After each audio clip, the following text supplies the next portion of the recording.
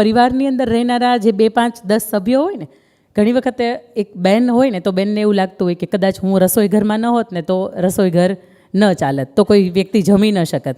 કદાચ બાળકોને એવું કે ઘણા લોકો અત્યારે IVF કરાવે છે ત્યારે બાળકોની ઘરે ઉત્પત્તિ થાય છે, અમે ન હોત તો તમારું ઘરનું કાંઈ ન હોત. ઘણી વખત મોટાઓ હોય એને થતું હોય. તો આવી રીતે આ 5 આંગળીઓ છે ને એને પણ એક વખત આવી રીતે પરસ્પર મતભેદ થાય કે 5માંથી મોટું કોણ. 5 આંગળી છે એને વાત કરી કે તમે મત આપો તમારા કે મોટું છે કોણ છે. એટલે તરત અંગૂઠાએ એવું કહ્યું કે સૌથી મોટો તો કે હું કહેવાઉં, કારણ આપો.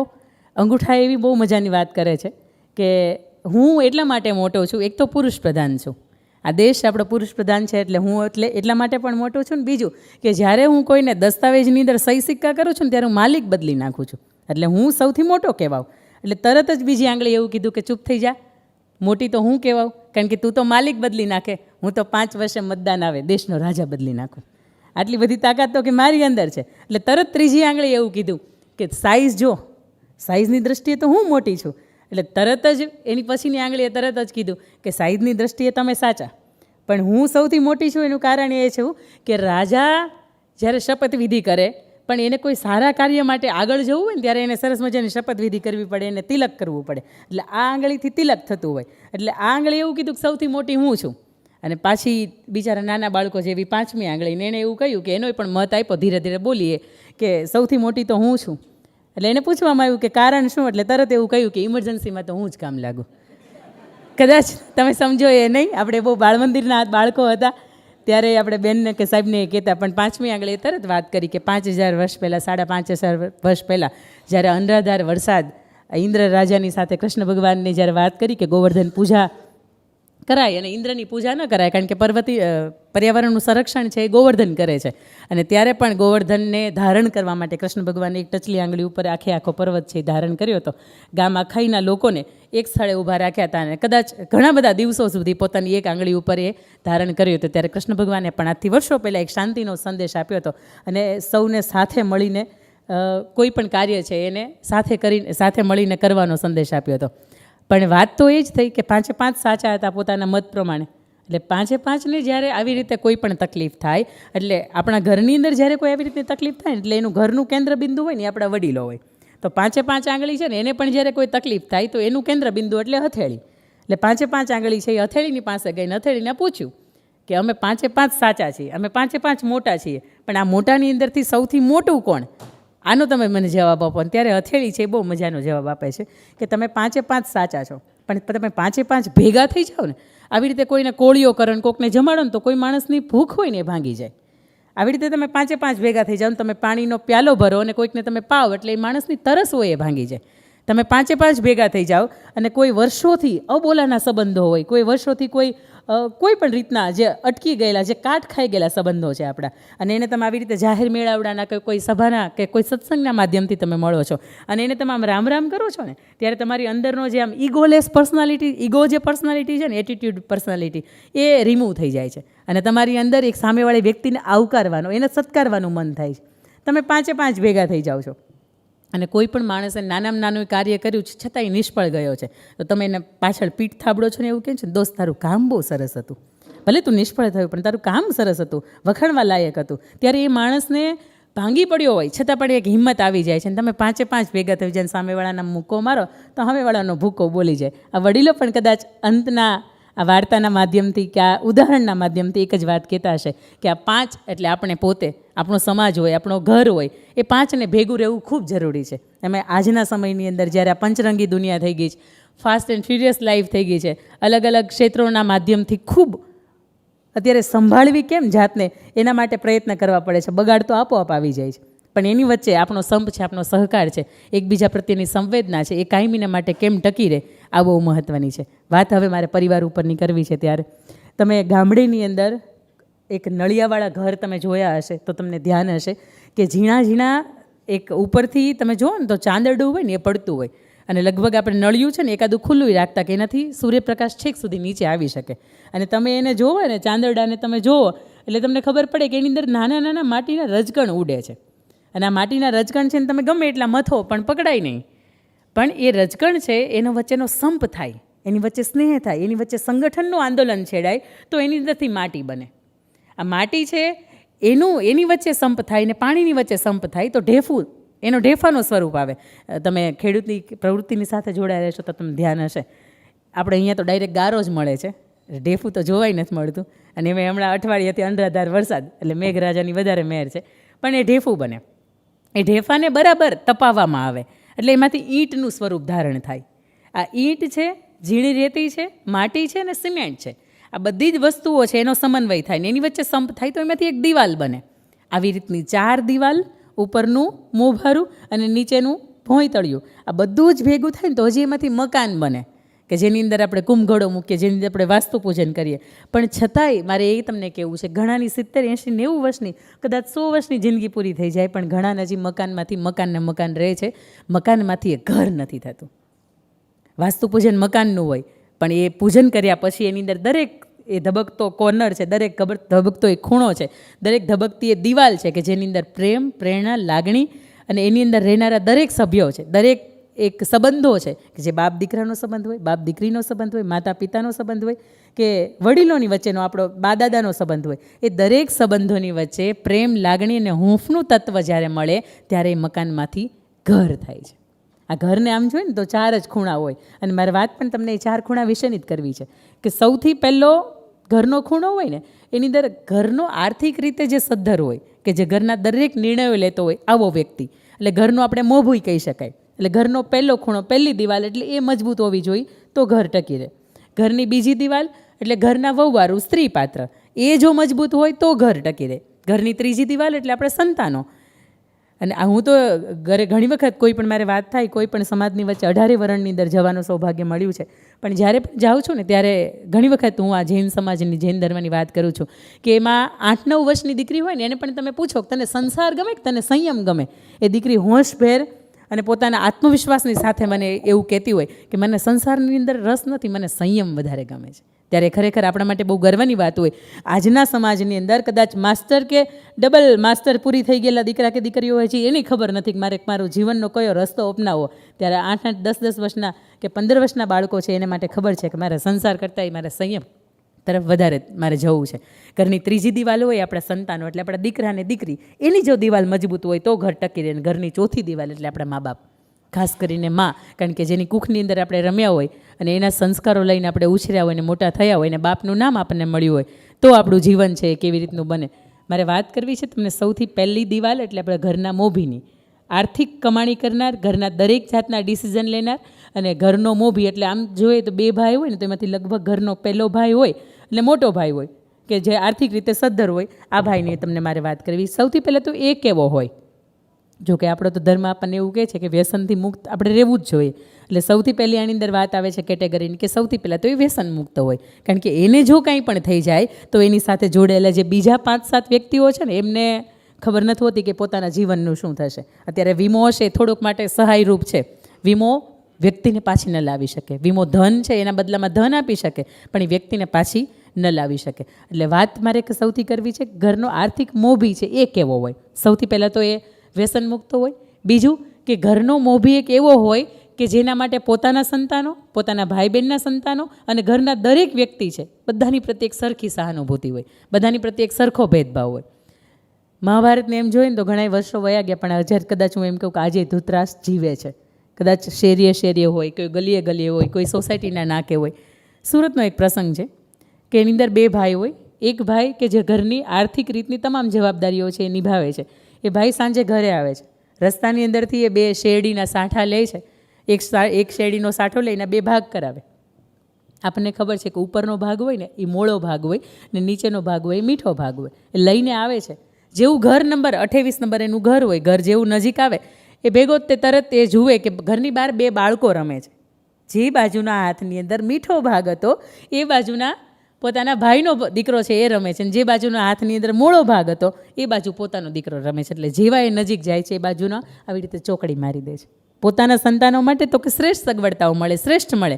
પોતાના ભાઈના દીકરાઓ માટે તો કે એને કશું ન મળે તોય ચાલે. આ 100ની અણી જેટલી હું જમીન નહીં આપું.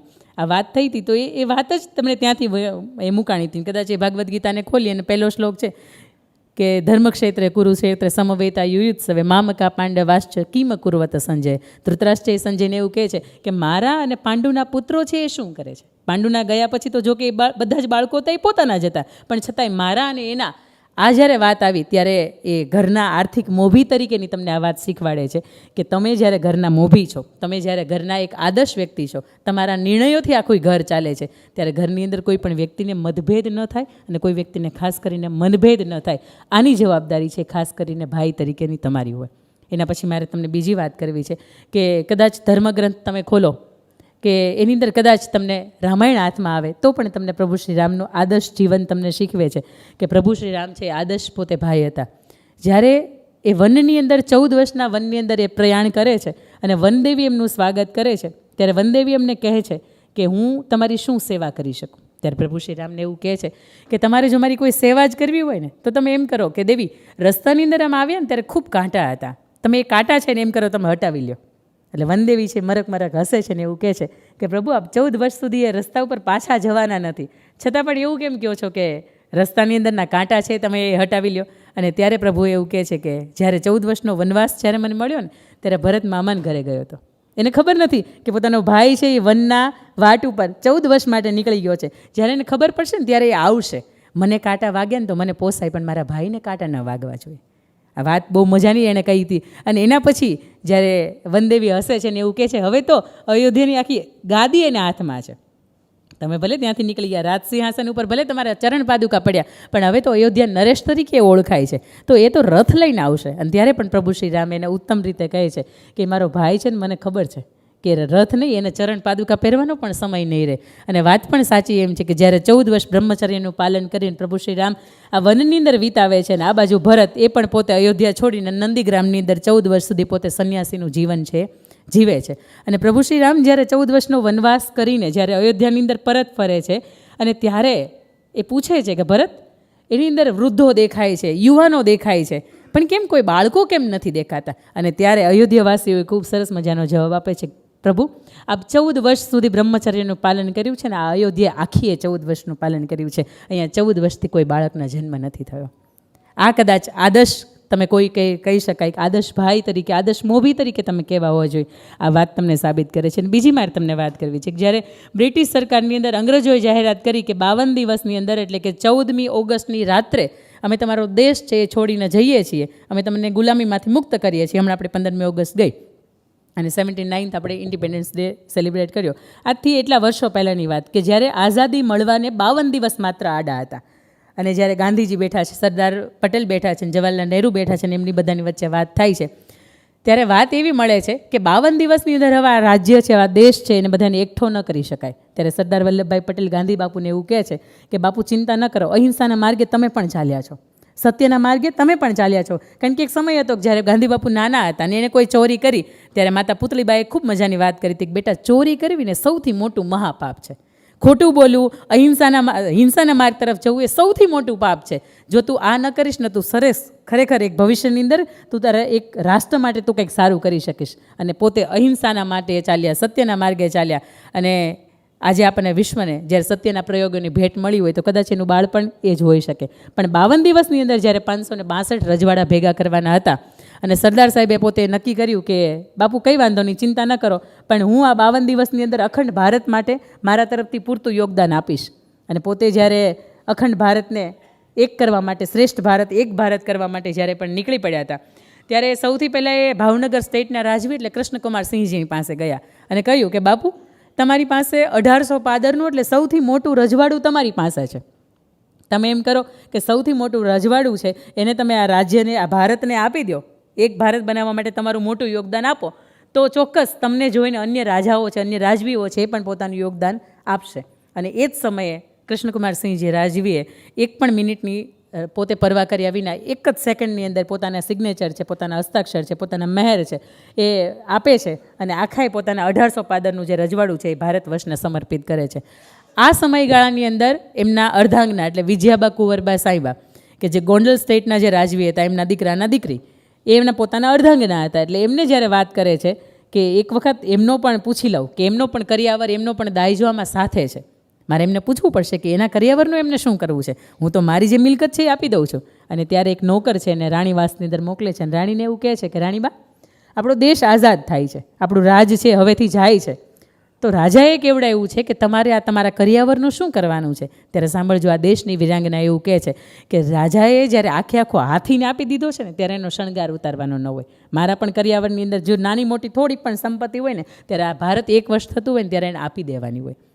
સરદાર વલ્લભભાઈ પટેલનો બીજો એક પ્રસંગ પણ એવો છે કે પોતે જ્યારે 33 વર્ષની વયે વિધુર થયા અને પોતાને જ્યારે વિદેશની અંદર લંડનની અંદર પોતાને આગળ ભણવા માટે બેરિસ્ટરની ડિગ્રી પ્રાપ્ત કરવા માટે જ્યારે જવું હતું, પોતાના પાસપોર્ટ છે એપ્લાય કર્યા અને પોતાના પાસપોર્ટ એ કુરિયરના માધ્યમથી ઘરે આવ્યા, પોતાની ટિકિટ છે એ ઘરે આવી અને મોટા ભાઈ એમાં ઉપર લખ્યું હતું કે VZ પટેલ, ડિસ્ટ્રિક્ટ પ્લીડર. એટલે મોટા ભાઈ વિઠ્ઠલભાઈ ઝવેરભાઈ પટેલ, એમનું પણ ટૂંકું નામ VZ પટેલ થાય, અને વલ્લભભાઈ ઝવેરભાઈ પટેલ એટલે એમનું પણ ટૂંકું નામ VZ પટેલ થાય. બંને પાછા ડિસ્ટ્રિક્ટ પ્લીડર. એટલે મોટા ભાઈને એવું કે મારા નામનું કુરિયર છે, કુરિયર ખોલે છે ત્યારે ખબર પડે છે કે નાનો ભાઈ છે વલ્લભભાઈ છે એ તો વિદેશ ભણવા માટે જાય છે. વિદેશ ભણવા માટે જ્યારે જતા હતા ત્યારે ત્યાં જઈને એવું કહે છે કે વલ્લભ, હું પણ ઈચ્છતો હતો કે હું પણ ભણવા માટે જાઉં, હું પણ બેરિસ્ટરની ડિગ્રી પ્રાપ્ત કરું, પણ ક્યાંક સમય સંજોગે કે પરિવારની વ્યસ્તતામાંથી, આ વ્યવહારની વ્યસ્તતામાંથી હું નીકળી ન શક્યો, પણ મારી આ એક અધૂરી રહી ગયેલી ઈચ્છા છે. અને ત્યારે સરદાર વલ્લભભાઈ પટેલ એવું કહે છે કે ભાઈ, તમે ઈચ્છો છો ને તો તમે જાઓ, બાકીની આર્થિક વ્યવસ્થા છે એ હું કરીશ. અને VZ પટેલ નામ ઉપર એ સમયમાં જઈ શકાતું હતું, માત્ર નામ વેરીફાઈ થાય એટલે. અને પોતે નામ વેરીફાઈ કરીને પોતાના ભાઈને વિદેશ ભણવા માટે મોકલે છે. એવું કહેવાય કે જ્યારે 2 ભાઈને ભળતું હોય ને ત્યારે ત્રીજા વ્યક્તિને એવું થાય કે અહીંયા બરાબર ખીલી મારવા જેવી છે. આ કારણ કે એક સમાજનો નિયમ છે. એટલે 2 વ્યક્તિને જ્યારે બનતું હોય ત્યારે કોઈ ખીલી મારવા માટે કે કોઈ પણ વ્યક્તિ હળી કરવા માટે, ગુજરાતી ભાષામાં, કાઠિયાવાડની ભાષામાં કહીએ તો પહોંચી જાય. તો જ્યારે સરદાર વલ્લભભાઈ પટેલ પોતાના ભાઈને વિઠ્ઠલભાઈ પટેલને જ્યારે વિદેશ ભણવા માટે, યુનિવર્સિટી માટે મોકલે છે અને ત્યારે કોઈ વ્યક્તિ આવીને ત્યાં એવું કહે છે કે વલ્લભભાઈ, તમે તમારે આટલા વર્ષોની 10,000ની જે મૂડી ભેગી કરી તે તમે તમારા ભાઈ માટે આપી દીધી, તમારા ભાઈને તમે પાસપોર્ટ આપી દીધા, તમારું જે સ્વપ્ન હતું એ તો રોળાઈ ગયું ને. અને ત્યારે સરદાર વલ્લભભાઈ પટેલ એવું કહે છે કે ભાઈ માટે પાસપોર્ટ જ નહીં, કદાચ પ્રાણ પણ આપવાના હોય ને તો હું આપી દઉં, કારણ કે જે લોહીનો હગો નહીં ને એ કોઈનો હગો નહીં. આદર્શ વ્યક્તિત્વ કેવું હોય, ઘરનો આર્થિક રીતે કમાનાર કે સંચાલન કરનારો વ્યક્તિ કેવો હોય, આ વ્યક્તિ તરીકે તમને અને મને આ શીખવા મળે કે આર્થિક ઘરનો મોભી હોય એના માટે સૌ સરખા હોવા જોઈએ. આ ઘરની પહેલી દિવાલ હોય ને તો ઘર બહુ મજબૂત રહે, એના પછીની ઘરની બીજી દિવાલ એટલે ઘરની વહુવારું, ઘરની સ્ત્રી. કદાચ એવું કહેવાય કે આપણા શાસ્ત્રો, મેં તો ગીતા મહાભારત વધારે વાંચ્યું છે, તમારું શાસ્ત્ર મેં વાંચ્યું નથી એટલે મને ધ્યાન નથી, પણ એ જે મેં શાસ્ત્રો વાંચ્યા છે ને એનું નિકંદન કદાચ હું કાઢું, એનું અંદરનો હું સાર કાઢું, એની અંદર કોઈ તત્વ કાઢું તો કદાચ એવું કહે કે અહલ્યા, દ્રૌપદી, સીતા, તારા, મંદોદરી તથા પંચકન્યા સ્મરે નિત્યમ મહાપાતક નાશનમ. કદાચ મારાથી કોઈ ભૂલથી કોઈ પાપ થયું હોય તો આ 5 એવી સ્ત્રીઓ હતી જે પતિવ્રતા સ્ત્રીઓ હતી, અને એમને જો કદાચ યાદ પણ કરવામાં આવે તો પણ તમારું પાપ છે, તમારું એમાંથી તમે છુટકારો મેળવી શકો. પણ વાત કરવી છે મારે કે આદર્શ પત્ની કેવી હોય. મહત્ત્વની વાત તો એ છે કે ઘણી વખત હું હસી મજાકમાં કહેતી હોય કે હાર્દિક પંડ્યાને મળી એવી હોય, પત્ની કેવી હોય તો કે હાર્દિક પંડ્યાને મળી એવી, નતાશાબેન હતા એવા. નહીં, એવા ન હોય. પતિનું જે પણ સામ્રાજ્ય ભેગું કર્યું હોય ને લૂંટીને વહી જાય, આવી થોડી પત્ની હોય. આવી તો પત્ની ન જ હોય ને. છૂટાછેડા થાય તો અલ્યા ભાઈ કે તમારા નામનું બધું એ લખી આપો, તો અમારી પાસે ક્યાં એટલું બધું છે કે અમે તમને આટલું બધું લખી આપીએ. પણ છતાંય ચાલો નથી બનતું તો એકબીજાના રસ્તા ઉપર પોતે જે જીવન છે એ જીવે છે. પણ પત્ની તરીકે ખાસ કરીને એ ઘરને ચલાવનારી, પોતાના સાથીના જીવનની અંદર સુખ કે દુઃખ આવે ત્યારે એને સાથ આપનારી, એ તમે સીતાજીનું છે, ઉર્મિલાજીનું છે, તમે માંડવી શ્રુતકીર્તિ છે કે પછી તમે દ્રૌપદીજીનું છે, આનું તમે ઉદાહરણ લીધું. પણ મહારાણા પ્રતાપ છે એના જીવનનો પણ એક પ્રસંગ મારે તમને કહેવો છે. આ એક એવા ચરિત્રો છે કે જેનાથી ભારત વર્ષને કદાચ એવું કહેવાય કે ભારત વર્ષનો એક નકશો હોય ને એની ઉપર કોઈ એમ કહે ને કે એની ઉપર મોતી કામ કરવાનું છે, એની ઉપર ડાયમંડ ચોંટાડવાના છે, તો આ એક ડાયમંડ એટલે આવા વ્યક્તિત્વ છે, આવા વિરલ વ્યક્તિત્વ છે કે જેને તમે ડાયમંડ રૂપે ત્યાં લગાવી શકો. પણ વાત તમને કરું છું કે મહારાણા પ્રતાપ, એનો જ્યારે ચહેરો ઝાંખો પડી ગયો હોય, પોતાના યુદ્ધના મેદાનની અંદરથી આવતા મેવાડ તરફ આવતા થાકી જાય ત્યારે એના ચહેરો જોઈને એમના અર્ધાંગના, એમના પત્ની અજબદે પવાર પણ એવું કહેતા હોય કે રાણા, આ થાકી ગયા હોય ને તો 2 હાથની તલવાર મને આપી દો, આ ચેતક ઘોડો મને આપી દો, મારી અંદર પણ તાકાત છે કે તમારી અનુપસ્થિતિમાં કે તમને હું થોડીક વાર માટે વિરામ આપું ત્યાં સુધીમાં મેવાડની રક્ષા હું પણ કરી શકું છું. ખરેખર પત્ની તરીકે એનો ધર્મ છે આવી રીતે નિભાવનારી હોવી જોઈએ. પત્ની લૂંટેરી દુલ્હન જેવી હોય તો તમે ગર્વભેર કહી ન શકો કે આ મારી પત્ની છે. અમુક જગ્યાએ લઈ ગયા હોય તો આપણે ઓળખી ન આપીએ. એનું રીઝન તો મને નથી ખબર શું છે. ગઈ વખતે મારે દાંપત્ય જીવન ઉપરની આખી વાત હતી, પણ આ વખતે એ વાત ઉપર મારે વધારે નથી છંછેડવી, કારણ કે પાછું ઘણો બધો સમય ત્યાં જતો રહે. પણ વાત તમને હું કરું છું કે પત્ની તરીકે સુરતનો એક મારે તમને કિસ્સો કેવો છે, કારણ કે સુરતના કિસ્સાઓ મારી પાસે ઘણા બધા હશે, કારણ કે 10-12 વર્ષથી મારો પ્રવાસ ત્યાં સતત સ્થાયી થયો છે. એટલા માટે એક કિસ્સો કંઈક એવો છે કે ફાર્માસ્યુટિકલની અંદર પોતે પોતાનું બેચલર છે, ડિગ્રી પૂર્ણ કરે, પત્ની સાસરે જાય, એ દીકરી સાસરે જાય, પત્ની સ્વરૂપે આવે અને ઘરના બધા નીતિ નિયમો કે હવે તમારે નોકરી કરવાની નથી. એ દીકરીની ખૂબ ઈચ્છા હતી, પોતાની પાસે કળા કૌશલ્ય આવડત હતું અને પોતાના પપ્પાએ પણ એને ખૂબ ભણાવી હતી, એટલે પોતાની ઈચ્છા હતી કે પોતે નોકરી કરે, પોતે પોતાના પગભર ઉપર ઊભી થાય. પણ તેમ છતાંય તે ઘરની ના હતી એટલે દીકરીએ સ્વીકારી લીધું. ધીરે ધીરે કરતાં સમય વીતે છે, પોતાના 2 સંતાનો નાના થાય છે, એની જવાબદારી, ઘરડા મા બાપ છે, ઘરડા સાસુ સસરા છે, પોતાના પતિની જવાબદારી, દિયરનો, બહુ મજાનો 10-12 વ્યક્તિત્વનો પરિવાર આખો. પણ બને છે એવું કે જ્યારે કોરોનાનો કાળ આવે છે ત્યારે એ પરિવાર ધીરે ધીરે કરતાં જે આગળ વધી રહ્યો હોય છે, એ ધંધાની અંદરથી ભાંગી જાય છે, એ શારીરિક રીતે ભાંગી જાય, એ માનસિક રીતે ભાંગી જાય, ત્યાં સુધીમાં કે કદાચ લાખો કે હજારો કે કરોડોની અંદર એ સંપત્તિ હતી અને આખરે એ આખો 12-13 વ્યક્તિનો પરિવાર છે, એ નાનકડો 10x12ની અંદર રૂમની અંદર પણ માંડ કહી શકાય એવી 2 કે 3 રૂમ ભાડે રાખીને એ આખો પરિવાર રહે. ત્યારે દીકરાની વહુ છે એવું કહે છે કે બા કે દાદા કે તમે મને પરવાનગી આપતા હોય ને તો મારી પાસે જે કળા કૌશલ્ય છે, જે આવડત છે, જે મારી પાસે ભણતરની ડિગ્રી છે, એની ઉપરથી હું સરસ મજાનું આ ઘરને આર્થિક રીતે મદદરૂપ થઈ શકું. ઘર છે એ કહે છે કંઈ વાંધો નહીં, તમે ઘરનું સાચવજા તો તમારેથી થતું હોય તો કરો. દીકરાની વહુ છે વહેલી 3-4 વાગ્યા એટલે બ્રહ્મ મુહૂર્તની અંદર ઉઠે. એની પાસે ખૂબ સરસ મજાના પેઇન્ટિંગની કળા, રોજ સવારમાં વહેલી ઉઠે, પોતે પેઇન્ટિંગ પોતાનાથી થાય એટલો સમય દોરે, દિવસના અંત સુધીમાં 4 કે 5 જેટલી CBSEની બેચ છે એને ભણાવે, બાકીના ઘર પરિવારમાં બધાની એ ધ્યાન રાખે અને પોતાના એક્ઝિબિશનની અંદર ચિત્રો છે, વિદેશની અંદર જે પણ આર્ટ ગેલેરી ભરાતી હોય એની અંદર પોતાના એક્ઝિબિશનની અંદર ચિત્રો છે એ મૂકે. આવું કરતાં કરતાં એની સાથે એક એવી કમ્યુનિટી ઊભી કરે કે જેની અંદર 200 દીકરીઓનો સમાવેશ કરે અને કોઈ પણ વ્યક્તિએ મહેંદી મૂકવી હોય તો એ વ્યક્તિના કોન્ટેક્ટથી એ મહેંદી છે તમે ઘર બેઠા મુકાવી શકો. આવી રીતની પોતાના 2-4 અલગ અલગ બિઝનેસ કરે, પોતાની પાસે જે કળા ચાતુર્ય હતું એનાથી. બને છે એવું કે 1 વર્ષના અંતે એ 1,89,000 રૂપિયાની કમાણી છે એ કરે છે. સાહેબ કહેતા ગર્વ તો એ થાય કે 1,89,000માંથી 1,89,000માંથી 1,89,000 એ બાળકોની ફી ભરે છે અને બાકીના 10 લાખ રૂપિયા પોતાના પતિનું જે કરજ હોય ને એ ભરે છે. ખરેખર પત્ની તરીકે કેવું આદર્શ આ ઉદાહરણ હોય તો આ ઉદાહરણ છે ને આ વાતની અંદર ખૂબ સરસ રીતે બંધ બેસી શકે કે આદર્શ પત્ની કેવી હોય. પણ ઘણી વખત એવું થાય કે ભાઈ પ્રમુખ હોય, ભાઈ ઉપપ્રમુખ હોય, ભાઈ ખજાનચી હોય, ભાઈ એકાઉન્ટન્ટ હોય કે ભાઈ ગામની અંદર સરસ રીતે પૂજાતા હોય અને 5-15 મહેમાનને ઘરે લઈ આવે અને હજી તો મહેમાન માટે ચા બનાવજો આવો આદેશ ન થયો હોય એ પહેલાં ચાની, કીટલીની, રકાબીની, તપેલીની આ બધાની બરાબરનો અવાજ આવે એટલે અહીંયા જે પણ મહેમાનો આવ્યા હોય ને એને એવું થાય કે ખોટું સ્ટેશન પકડાઈ ગયું છે, મારે ખરેખર ઉતરવું તો અહીંયા દાદરમાં ને ઉતરાઈ ગયું છે એનાથી આગળ. એટલે ઘણી વખત આવું થાય કે જે માન હોય, જે મોભો હોય, જે મર્યાદા હોય જે ભાઈઓની, એ ઘરેના મહેમાન આવ્યા પછી ખબર પડે કે અહીંયા ઘરમાં હાલે જ કોનું એમ.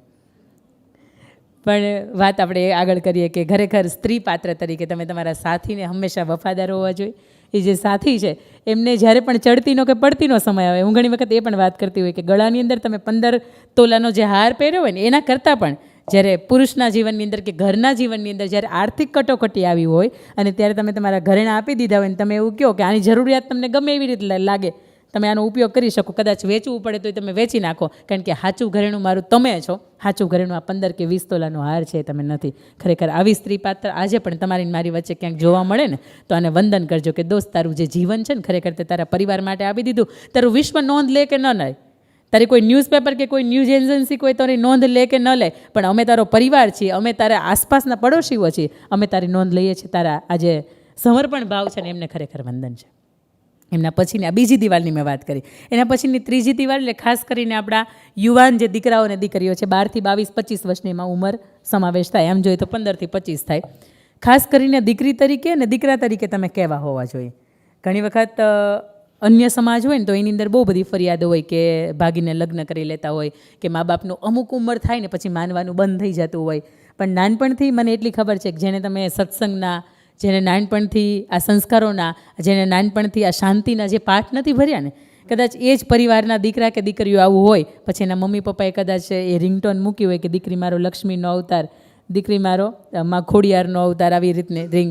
તો એ જ્યારે દીકરી 12-25 વર્ષની ઉંમરે જ્યારે ઉમરું ઓળંગીને પોતાની જાતે નિર્ણયો કરે ને ત્યારે એ કદાચ એ મા બાપ તરીકે એની રિંગટોન છે ને એ બદલવી પડે. તમે જોયું હશે કે જે જૂના ઘર હતા ને તો એને ઉમરું આવતું, અને ઉમરાની અંદર તમારો ઠેસ લાગે ને તો ઉમરું તમને પૂછે ક્યાં જાય છે. જ્યાં જા છો એ જગ્યા તો બરોબર છે ને, જ્યાં જા છો એ તારા ઘરને તો ખબર છે ને તું ક્યાં જા છો. પણ કદાચ અત્યારે એ ઉમરા પ્રથા જતી રહી છે, એટલે ક્યાં જા છો કોઈ પૂછવાવાળું છે તો કદાચ આજની જનરેશનને એવું લાગે છે કે મને ટક કરે છે, કારણ કે આ ટિકટોકની જનરેશન છે અને એને આપણે કંઈ પણ કહીએ તો એ ટક જેવું લાગે છે. પણ મા બાપ તરીકે ખાસ આપણે આપણા તરફથી બનતો એટલો પ્રયત્ન કરીએ કે આપણે એના મિત્ર બની જઈએ તો એના જીવનની અંદર આવનારો જે સુખનો ઘડી હોય તો ભલે, અને દુઃખની ઘડી હોય તો ભલે. મને એમ થાય કે કોલેજમાં ભણતી દીકરી કદાચ એના ફ્રેન્ડ સર્કલને કહે ને એની કરતાં સૌથી પહેલી વાત એ તમને જો કહી શકે ને તો આનાથી ઉત્તમ તમે માતૃત્વ ક્યારેય માણી જ ન શકો. કારણ કે જ્યારે નાના હોય ને તમે નાની વાત એ તમને કહી દે અને કોલેજમાં ભણતા થાય અને ત્યારે પણ જો તમને નાની વાત કહી દેતા હોય તો શ્રેષ્ઠ તમે મા બાપનું આ તરીકેનું આ ઘડતર છે તમે કર્યું છે, બેસ્ટ પેરેન્ટિંગ તમે કર્યું છે આવું કહી શકાય. પણ ખાસ કરીને મારે તમને દીકરીની પણ એક વાત કહેવી છે કે દીકરી કેવી હોય. 1857ની અંદર અંગ્રેજો જ્યારે ભારતના પ્રવાસે હતા ત્યારે એક અંગ્રેજ અધિકારી છે એણે એક 12 વર્ષની દીકરીને જોઈ અને દીકરીને જોઈને એવું કહ્યું કે આ દીકરી મને ખૂબ ગમે છે અને આ દીકરીની સાથે આની સાથે મારા જો લગ્ન થાય તો વિશેષ સંતાનની મને ભેટ મળે, કારણ કે આ દીકરી છે દેખાવની અંદર અપ્સરા જેવી આટલી બધી સુંદર દેખાય છે. એ જેવો ઘોડા ઉપરથી નીચે ઉતરે અને દીકરીનો હાથ આવી રીતે બાવડું પકડે ને એટલે તરત જ એના માથા ઉપર એક પાણીની ગોળી હોય એને લઈને પહેલાં અંગ્રેજ અધિકારીના માથા ઉપર મારે, એ થોડી વાર બેભાન થઈ જાય, એની જે ટીમ હોય આખી ત્યાં લઈ જાય. દીકરી ઘરે આવે અને એના પિતાજીને એવું કે બાપુ હવે કદાચ મારાથી નહીં જીવાય, કારણ કે તમે 12 વર્ષની ઉંમર મારી સગપણ કરી નાખ્યા છે અને આ 12 વર્ષની ઉંમર પ્રમાણે કોઈ પારકો પુરુષ છે મારો હાથ પકડીને મને એમ કહે છે કે મારે તારી સાથે લગ્ન કરવા છે, એટલે મારી પાસે હવે 2 ઓપ્શન છે. એક ઓપ્શન કે તમે મને અત્યારે કોઈ પણ વિષ આપો કે હું પી જાઉં, મારાથી સમાજની વચ્ચે માથું ન ઊંચું રાય, અને બીજો ઓપ્શન છે કે તમે મારા જેની સાથે સગપણ કર્યા છે તમે એમને સંદેશો આપો કે આ ઘટના જ્યારે તારા પત્ની સાથે તારી અર્ધાંગનાની સાથે ઘટે તો તું શું કરે. અને એ સંદેશો છે ખરેખર એ દીકરાને આપવાનો છે. અને ઇતિહાસની અંદર જો કદાચ તમે ઝવેરચંદ મેઘાણીને કે કોઈ એવા લોક સાહિત્યના લોકભોગના કવિ છે એને તમે વાંચ્યા હોય કે એની વાર્તાઓમાંથી પસાર થયા હોય તો તમને આ વાતની ક્યાંક સાક્ષી મળશે કે 17 વર્ષના દીકરાએ એ અંગ્રેજ અધિકારીને માર્યો હતો, એના લોહીની અંદર એની ચૂંદડી ડૂબાડી હતી પછી આ દીકરીના મંડપની અંદર ઓઢાડી હતી. આ વાતની માધ્યમથી મારે તમને એ કહેવું છે કે 12-13 વર્ષની દીકરીને ખબર પડતી હતી કે કોઈ પારકો પુરુષ આપણું બાવડું પકડે તો આપણાથી જીવાય નહીં. અત્યારે 22-24 વર્ષની દીકરીને ન ખબર પડે પણ ક્યાંક એ અભરકા ખબર નહીં. અત્યારની જે ઝાકમ ઝાડ છે, અત્યારના જે પ્રદર્શનો છે, અત્યારના ખાણીપીણીના મને નથી ખબર કે અસર કેની થઈ, પણ એટલી મને ચોક્કસ ખબર પડે છે કે આ એક દીકરી તરીકેનું જીવન છે કે આ એક બોટલ છે ને એ પાણીની હોય અને આ બીજી બોટલ છે ને એ ઘીની ભરી હોય. અને તમે હું છે ને સમજદાર છે એટલે આપણને કોઈ પૂછે ને એક્સચેન્જ કરવી એટલે તરત જ આપણે કહીએ કે આને એક્સચેન્જ ન કરાય, કે આ પાણીનું મૂલ્ય છે ને કદાચ 10 રૂપિયા હોય પણ આ ઘીનું મૂલ્ય છે ને એ 500 રૂપિયા હોય, એની અંદર ભર્યું હોય સારું શુદ્ધ તમે ગાયનું દેશી ઘીનું ભર્યું હોય તો એટલી કિંમત હોય. અને કોઈ પણ વ્યક્તિ તમને એમ કે આપણે એક્સચેન્જ કરવી, જો પાણીની બોટલે આપણે એક્સચેન્જ ન કરતા હોય તો આ તો ઈશ્વરે કેટલાય કરોડોનું અને કેટલાય જન્મોનું તમે કંઈક સારા કર્મો કર્યા હોય ત્યારે તમને મનુષ્યનો દેહ મળ્યો છે અને કેટલાય તે જન્મોમાંથી તમે પસાર થયા પછી આ બુદ્ધિ મળી છે, બળ મળી છે, આવી વિશેષ સરસ મજાની દુનિયા તમને જોવાનો મોકો મળ્યો છે, મા બાપે એટલું સરસ જીવન આપ્યું છે, તો શા માટે આ આખું છે ને શા માટે એક્સચેન્જ કરવું જોઈએ. તમે જો પાણીની બોટલમાં આવી તો તમે વિચાર લેતા હોય કે નહીં આમાં વિચાર ન કરે, તમે પાણીનો ગોળો લેવા જાઓ ને તોય તમે ટક કરો કે હા આ માટી બરોબર તો પાકેલી છે કે નહીં. તમે 20-25 રૂપિયાની તાવડી લેવા જાઓ તો એમ ટક કરો કે બરોબર પાકેલી છે કે નહીં. પણ જ્યારે આ જીવનને આખું એક્સચેન્જ કરવું હોય ત્યારે એને પણ ટક કરો ને કે આની યારે જીવન જાશે કે નહીં. કે ખાસ કરીને દીકરીઓ માટે મારે તમને આ વાત કહેવી, આવી દીકરી હોય ને તો એને આપણે આદર્શ દીકરી કહી શકીએ. અને ખાસ કરીને દીકરો કેવો હોય તો અત્યારના સમયમાં લગભગ તમે જ્યાં પણ નજર નાખો ને તો આ મૂવીનો જ પ્રતાપ હશે. ઘણા બધા મૂવીઝ આવે છે ને એનો જ પ્રતાપ હશે કે કબીર મૂવી તમે જુઓ તો એની અંદર તમને દેખાય કે સિગારેટ ફૂંકતો હોય આવો દીકરો હોય, આવી યુવાવસ્થા હોય. પણ કદાચ તમે જ્યારે આપણને આઝાદી નહોતી મળી એ સમયગાળો તમે જુઓ તો એની અંદર આપણા કેટલા બધા ઋષિમુનિઓએ કહ્યું છે કે લોચન જેના લાલ છે એ જ ખરો યુવાન છે. આ એક વાતને સાર્થક કરવા માટે આંખ લાલ હોવી એટલે તમારી ખુમારી દર્શાવતી. આંખ લાલ તો કદાચ કોઈ પણ રીઝનથી, ઘણા બધા રીઝનથી થતી હોય. તમે સિગારેટ ફૂંકો ને 2 તો એ નથી આંખ લાલ થઈ જતી હોય, પણ આ લોચન જેના લાલ છે એ જ ખરો યુવાન છે. આઝાદની મારે વાત તમને કરવી છે, ચંદ્રશેખર આઝાદની. એક એવો વ્યક્તિત્વ, એક એવું થનગનતી એક યુવાન એવો કે જેને આઝાદી માટે, કે જેને અંગ્રેજોની જે સેના છે એમને રોકી રાખવા માટે ખૂબ પ્રયત્નો કરે. એક રાતનો સમય આખી અંગ્રેજની ટીમ ગોતે, આખી બ્રિટિશ સરકાર ગોતે કે આ માણસ છુપાય છે ક્યાં. કારણ કે અમે જ્યારે સૂતા હોય ને ત્યારે અમારી ઉપર એ બોમ્બ બ્લાસ્ટ કરે છે, પથ્થરમારો કરે છે, અમને સુવા નથી દેતો ને અમને સુવા નથી દેતો એટલે અમે દિવસમાં ડ્યુટી ઉપર નથી જઈ શકતા. એટલે એક રાતે બરાબર એવું બને છે કે એ જ્યારે પથ્થરમારો કરતો હોય ને ત્યારે એ પકડાઈ જાય. એટલે પાછળથી અંગ્રેજોની આખી ટીમ છે એની પાછળ પડે. આગળ આ ચંદ્રશેખર આઝાદ છે એ ભાગતો હોય. મધરાત્રિનો એ સમય હોય ને એની દરેક જંગલની દરેક ઝૂંપડું દેખાય, ત્યાં દોડી જાય અને ત્યાં એક નાનો નાનો દીવો ઝબક ઝબક થતો હોય. ત્યાં દીવાની પાસે જાય ને એવું કે બા તમે ચિંતા નહીં કરતા. અંદર એક બા હોય ને એક યુવાન દીકરી હોય. એની અંદર એવું જઈને ત્યાં કે બા તમે ચિંતા નહીં કરતા, હું પણ એક ક્રાંતિકારી યુવાન છું, મારી અંદર પણ દેશદાજ ભરી છે, પણ મારી પાછળ અંગ્રેજોની જે આખી ટીમ છે ને, ફોજ છે ને એ પડી છે, એટલે માટે હું તમારે ત્યાં આવ્યો છું. બા એને શાંતિથી બેસાડે છે. બેનને એવું કહે છે બેન પાણી દેશો. બેન પાણી છે ને એક ગ્લાસ છે અને લોટો છે એ પાય છે. અને પાણી પીધા પછી એ માણસ છે એ યુવાન છે એ બાને પૂછે છે બા આ ઘરની અંદર તમે એકલા જ રહ્યો છો? એટલે બા એવું કહે છે હા બેટા, આ દીકરી જ્યારે નાની હતી ને ત્યારે નાનપણની અંદર એના મમ્મી પપ્પાનું દેહાંત થઈ ગયું છે, એટલે આ દીકરીને મેં સાચવીને મોટી કરી છે.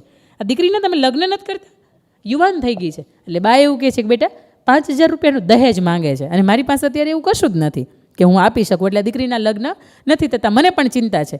બા તમને ખબર છે ચંદ્રશેખર આઝાદના માથા ઉપર 5,000 રૂપિયાનું ઇનામ લાગ્યું છે? હા ખબર છે ને બેટા. તમે ચંદ્રશેખર આઝાદને જોયો છે? ના મેં નથી જોયો. બા ચંદ્રશેખર આઝાદ હું પોતે જ છું.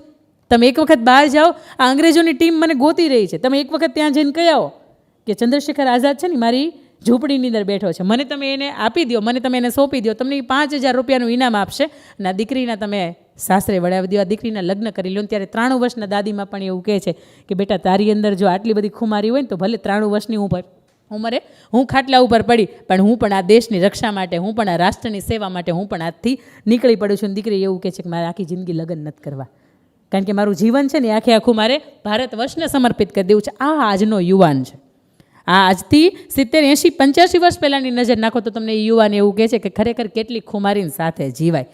કદાચ તમે ત્યાંથી રસ્તામાંથી નીકળો 5 વ્યક્તિઓનું કોઈ 5 યુવાનોનું ટોળું બેઠું હોય ને તમારે માથું નીચું રાખીને કરીને નીકળવું પડે તો એટલું ચોક્કસપણે કહી શકાય કે એ યુવાનને લાયક નથી. કારણ કે કોઈ પણ પારકી બેન દીકરી હોય અને એ આપણને પૂછે કે રસ્તો આ ભાઈ કઈ બાજુ જાય, તમે એને ઓળખો છો તોય ભલે ને ઓળખતા નથી તોય ભલે, કોઈ પણ એની જ્ઞાતિ જાતિ પૂછ્યા વિના એક વખત એની સામે નજરથી નજર મેળવા વિના એને કહી દેવાય કે બેન આ રસ્તો છે ને આ બાજુ જાય. અને મેં હમણાં નવરાત્રિનો પ્રસંગ ન બનવાના કેટલા બધા કિસ્સાઓ આપણી આસપાસ, આપણે ન્યૂઝપેપરમાં, ફોનની અંદર, ટીવીની અંદર ખોલીશું દેખાશે. ત્યારે એમ થાય કે આ યુવાનોને કોઈ કંઈ કહેવાવાળું નહીં હોય, આ પ્રજાને કોઈ રોકવાવાળું નહીં હોય, અને ઘરની અંદર કંઈ સત્સંગનું માધ્યમ નહીં હોય, એના મમ્મી પપ્પા એને કંઈ ટોકતા નહીં હોય, અને કદાચ ટોકતા હશે તો આ યુવા જનરેશન છે એ માનતી કેમ નથી? એનું કારણ કદાચ અત્યારે વ્યસનનો માર્ગ પણ હોઈ શકે, એનું કારણ કદાચ અત્યારે પોતાની અવળી સંગત પણ હોઈ શકે. પણ ખાસ કરીને ત્રીજી દિવાલને જો તમારે મજબૂત રાખવી હોય તો આપણા 12 થી 22 વર્ષના સંતાનો કે જે એ મજબૂત હોય, કે જેમના એક એક કદમથી આ ભારત વર્ષની તો કદાચ પ્રતિભા ખીલતી ખીલે પણ પરિવારની અને સમાજની કિંમત વધતી હોય, આવા સંતાનોની ભેટ આપણને ભગવાનના કે એમના કૃપાથી આપણને મળી હોય તો શ્રેષ્ઠ આપણું જીવનની અંદર ત્રીજી દિવાલ મજબૂત હોય તો આપણું ઘર ટકી જાય. કારણ કે તમે ગમે એટલા સારા કાર્ય કર્યા હોય પણ તમારા સંતાનો છે એકાદું નબળું કાર્ય કરે ને તો તમારી આખી જિંદગી ઉપર પાણી ફરી જતું હોય. ત્રીજી દિવાલ મજબૂત રાખવાનું મુખ્ય રીઝન એ છે કે એ હજી નાની બુદ્ધિ છે, એ હજી પરિપક્વ બુદ્ધિ નથી, કારણ કે એને વાળવાની હજી તમારા હાથમાં છે. એ જો દિવાલ મજબૂત થશે તો ચોક્કસ તમારું ઘર છે ટકી જશે. ને એના પછીની ચોથી વાત એટલે ઘરની અંદર મા બાપ. ખાસ કરીને આમ જોઈએ ને તો એ છે તો આપણે છીએ વડીલો. એટલે હું હંમેશા એવું કહેતી હોય એક વ્હાઇટ મિલિટરી ફોજ કે દેશની અંદર જે સરહદ છે એની ઉપર આર્મી છે ને એ રક્ષા કરતી હોય, પણ આપણા ઘરના પારિવારિક મૂલ્યોની જે સંસ્કારોની જેણે રક્ષા કરી છે, જેણે આપણને પારિવારિક ભાતું પીરસ્યું છે, કે જેના શરણોની અંદર આપણને કેવી રીતે પગે લગાય આપણને નથી ખબર પડતી, કેવા સમયની અંદર આપણે કેવું ખવાય પીવાય એ આપણને કંઈ ખબર નહોતી પડતી, પણ આપણા વડીલોએ આપણને આ ભાથું આપ્યું છે તો ખાસ કરીને એમને તો આપણે વંદન રોજ ઉઠીને કરવા જોઈએ. હું ઘણી વખત એવું કહું છું કે તમે પથ્થરની મૂર્તિને કદાચ પગે ન લાગો ને તો ચાલશે, અને પથ્થરની મૂર્તિને તમે પગે લાગીને કદાચ બહાર જાઓ તો વિઘ્ન આવશે પણ ખરા, એની અંદર કોઈ બેમત નથી કે કદાચ સંભાવના છે આવી શકે, પણ એ પથ્થરની મૂર્તિને બાદ કરતાં ઘરની અંદર બે જીવતા જાગતા બે એવા ભગવાન બેઠા છે કે જેને તમે એને વંદન કરીને જાઓ છો. તો હું મારા 5 વર્ષના સમયગાળાની અંદર જ્યાં પણ પ્રવાસ હો ત્યારે સાસુ સસરાને પગે લાગીને બહાર નીકળું છું. મને આજ સુધીમાં કોઈ દિવસ કોઈ વિઘ્ન નથી નડ્યું, અને આજ સુધીના જીવનના 2 જ પ્રસંગો જ્યારે મારે 5 કે 10 મિનિટ લેટ થયું છે, અને બે મુંબઈના પ્રસંગ કે જેના કોઈ પણ રીઝનથી અહીંયા લેટ થયું. બાકી આજ સુધીમાં કદાચ રાત્રે 4 વાગે પણ જવાનું હોય તોય ભલે, અને બપોરના 2 વાગે પણ જવાનું હોય તોય ભલે, આ ઈશ્વર તત્વ તરફથી હંમેશા રક્ષણ મળ્યું છે. અને બીજું કદાચ હું એવું કહું કે મા બાપ છે ને એ ભગવાન કરતાં એક સ્ટેપ ઉપર છે, એટલા માટે કે ભગવાને આપણને ગર્ભની અંદર તો મૂકી દીધા, પણ જેને પાલન પોષણ કર્યું છે, જેને રાત દિવસ જાગીને જેને ઉજાગરા કર્યા છે, કે એને દૂધ નહોતું ભાવતું, એને જમવાનું નહોતું ભાવતું, છતાંય પણ એને આપણા માટે કંઈક આ યોગદાન આપ્યું છે, તો એવી માં છે કે જેના ઉદરની અંદર આપણે પાટા માર્યા છે. ઘણી વખત તો આપણે મોટા થઈ ગયા પછી એ પાટા મારવાનું આપણે ભૂલ્યા નથી, પણ એવા મા બાપને હંમેશા વંદન કરીએ, કારણ કે ઈશ્વર તો આપણા જીવનની અંદર સુખ અને દુઃખ બેય લખે છે.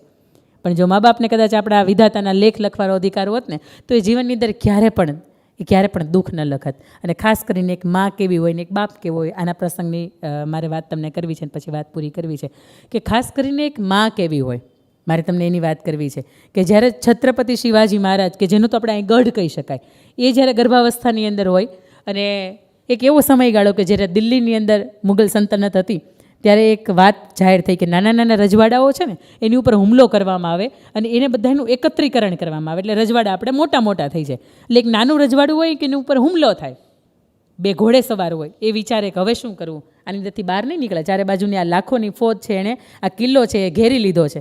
પણ ત્યારે બને છે એવું કે 2 જે તરવરિયા ઘોડે સવાર હોય એવું કે દરવાજાના દ્વાર છે ને એ ખોલી નાખો, આપણે 2 બહાર જતા રહીએ. એ દરવાજા છે એ ખોલી નાખવામાં આવે અને પાગડધમ કરતાં પોતાના જે 2 ઘોડે સવાર છે એ ત્યાંથી નીકળી જાય. જેવાય આગળ જાય પાછળ લાખોની બાદશાહની જે ફોજ હોય ને એની પાછળ જાય. બને એવું કે આગળ રસ્તાની અંદર એક સાંકડું નાળું આવે, અને સાંકડું નાળું આવે ને ત્યારે એમાંથી એક ઘોડે સવાર એવું કે આપણે એમ કહીએ કે હવે પાછળ જે સેના આવે છે ને તો આપણે એની યારે લડી લઈએ, જે ઈશ્વરે લખ્યું હશે એ થશે. ત્યારે બીજો ઘોડે સવાર છે ને એવું કહે છે કે નહીં, મરવાના, મારી નાખવાના, નીકળી જવાના અને યોગ્ય ટાઈમ હાચવાના અમુક ટાણા હોય. અને અત્યારે આ સમય આપણે યુદ્ધ કરવાનો નથી, કારણ કે એ લાખો છે અને આપણે તો અહીંયા 2 જ છીએ. તમે એમ કરો, જો મને પરવાનગી આપતા હોય ને તો આ કાંટા ભરેલું ગાડું છે ને એને હું ઠેકાવી દઉં મારા ઘોડાથી. એ જે શાહજી મહારાજ છે એ પરવાનગી આપે છે, અને એ સમયની અંદર એ જે સ્ત્રી એટલે પોતે માતા જીજાબાઈ છે એ પોતાનો ઘોડો છે એ કુદાવે છે. થોડા આગળ જાય એટલે મધરાત્રિનો એ સમય, સાંજે 7-8 વાગ્યાનો એ સમય, અને ત્યારે પાછળ જે સેના હોય ને એ નાંબી જાય. એટલે માતા જીજાબાઈ શાહજી મહારાજને એવું કે મહારાજ, તમને માતાજીના સોગંદ, તમને ગૌ માતાના સોગંદ, તમે મને આ હાલ ઉપર મૂકીને તમે જતા રહ્યો, કારણ કે હવે મારાથી આ ઘોડા ઉપર નહીં બેસાય. અને ત્યારે શાહજી એવું કહે છે કે એક રાતની અંદર તમે 270 કિલોમીટરનું અંતર કાપ્યું છે આ ઘોડા ઉપર બેસીને, અને હવે અંત મુમેન્ટ ઉપર, અંત સમય ઉપર તમે કેમ એવું કહો છો કે મારાથી ઘોડા ઉપર નહીં બેસાય. અને ત્યારે દેશની આર્ય નારી વિરાંગના માતા જીજાબાઈ એવું કહે છે કે મને હવે બાળક જન્મવાની તૈયારી છે, મને પ્રસૂતિની પીડા ઉપડવાની તૈયારી છે, અને એટલા માટે હું તમને કહું છું કે તમે જતા રહ્યો, તમારી આ રાજ્યને જરૂર છે, મારું જે થવું હશે એ થશે, મને તમે છોડી દો. એ ગર્ભથી પોતાના બાળકને તૈયારી આપનારો, બસ એ સમયની અંદર એ સ્ત્રી છે એ હળવેક કરતી નીચે ઉતરે છે, પોતાના હાથની અંદર એ ભાલું પકડે છે અને ધીરે ધીરે કરતી એ દાદર ચડતી હોય, એ શિવનેરીનો કિલ્લો 16 સ્તંભ અને 3 ઘુમ્મટના એ મંદિરની અંદર પ્રવેશ કરે છે. અને પાછળથી એ સેનાપતિ એવું કહે છે કે બેન, તારે જરૂર હોય તો મને કે, એક નહીં હું તને 100 સુયાણી બોલાવી દઉં, પણ આવા સમયની અંદર જો તને કંઈ પણ થઈ જશે ને તો મારો ઈશ્વર, મારો ખુદા, મારો જે કંઈ પણ છે એ મને માફ નહીં કરે.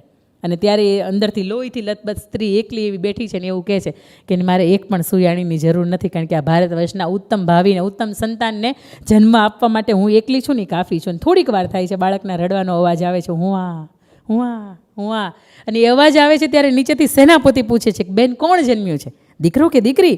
જેની માં આટલી બધી તાકાત હોય, એનું સંતાન કેટલું બધું પ્રતિભાશાળી હોય, મારે એક વખત એનું મોઢું જોવું છે. અને ત્યારે લોહીથી લથપથ સ્ત્રી એવું કહે છે કે તારાથી અત્યારે એનું મોઢું ન જોવાય, દીકરો શિવો જન્મ્યો છે, કારણ કે શિવ મંદિરની અંદર જન્મ્યો છે, અને એ જ્યારે 18 વર્ષનો થાય અને તારી સામે ફોજ લઈને, લાખોની ફોજ લઈને હિન્દુ સ્વરાજની સ્થાપના કરીને ઊભો રહે ને, તે દિવસે તારાથી એને મોઢું જોવાય, બાકી અત્યારે એનું મોઢું ન જોવાય. અને ત્યારે રાષ્ટ્રીય કવિ ઝવેરચંદ મેઘાણી એવું લખે કે આભમાં ઉગેલ ચાંદલો ને માતા જીજાબાઈને આવ્યા બાળ, બાલુડાને માતા હિંચોળે ધણન અને ડુંગરા. બોલ્યા, ડુંગરા કંઈ બોલતા નહોતા, પણ એની ખુમારી એવી હતી કે એકલી સ્ત્રી એવું કહેતી હતી કે મારે તમારા સામે કદાચ મોત ઊભું હોય તો ભલે ને ઊભું, મારા બાળકની વાત આવે છે ને હું લડી રહીશ, કારણ કે આ માં છે.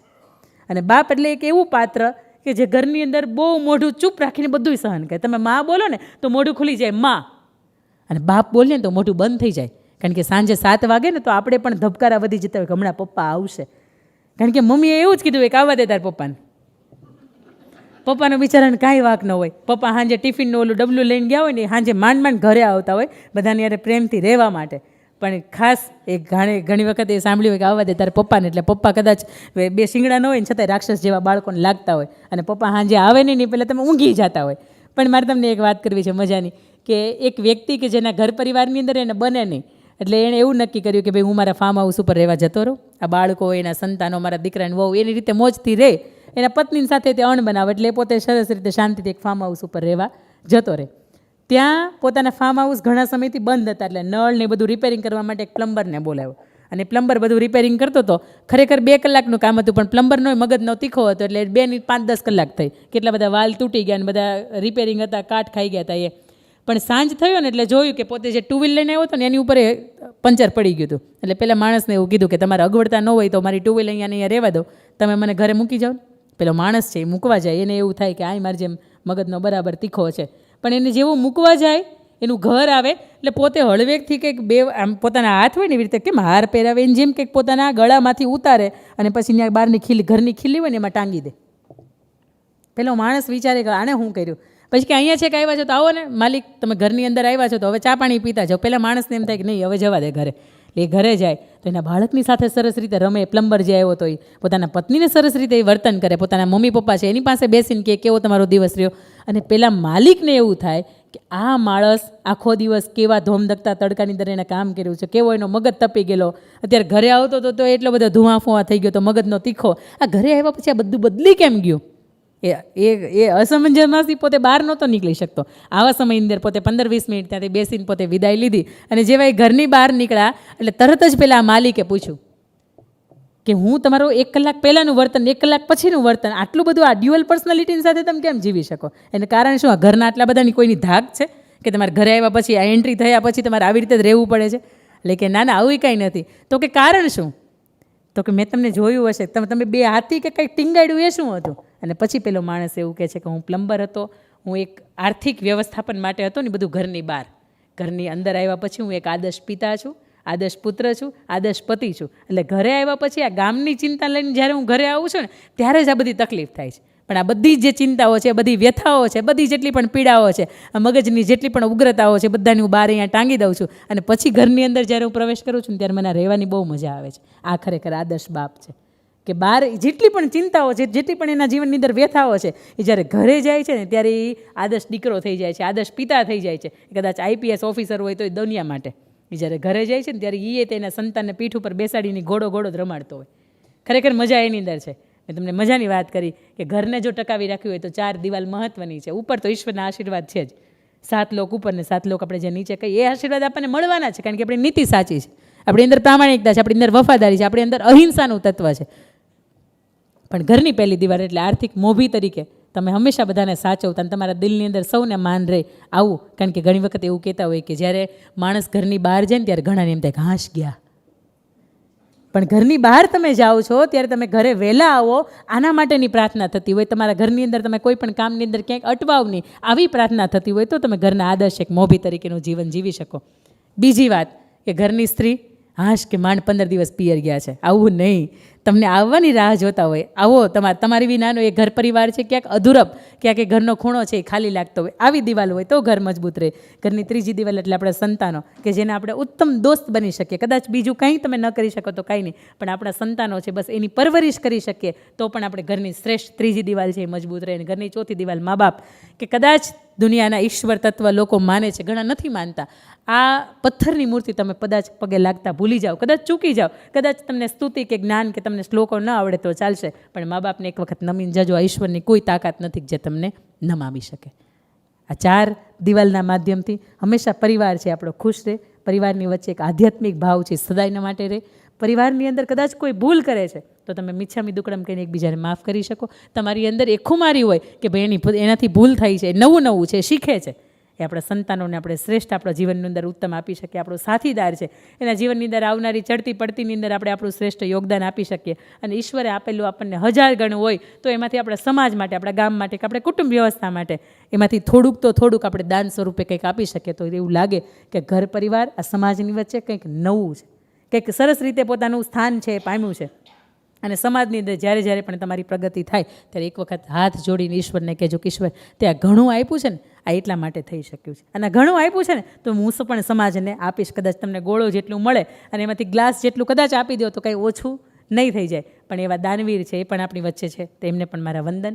અહીંયા માતા પિતા ઉપસ્થિત છે એમને પણ મારા વંદન. અહીંયા યુવાન દીકરા દીકરીઓ પણ ઉપસ્થિત છે એમને પણ મારા વંદન. અને ખાસ કરીને વ્હાઇટ મિલિટરી ફરીથી એમને વંદન, કારણ કે તમારા સંસ્કારોથી અમે જે કંઈ પણ છીએ અમે છીએ. આ 31 વર્ષની ઉંમરે કદાચ તમારી સમક્ષ બોલાતું હોય તો એ મા બાપના આશીર્વાદ જ હોય.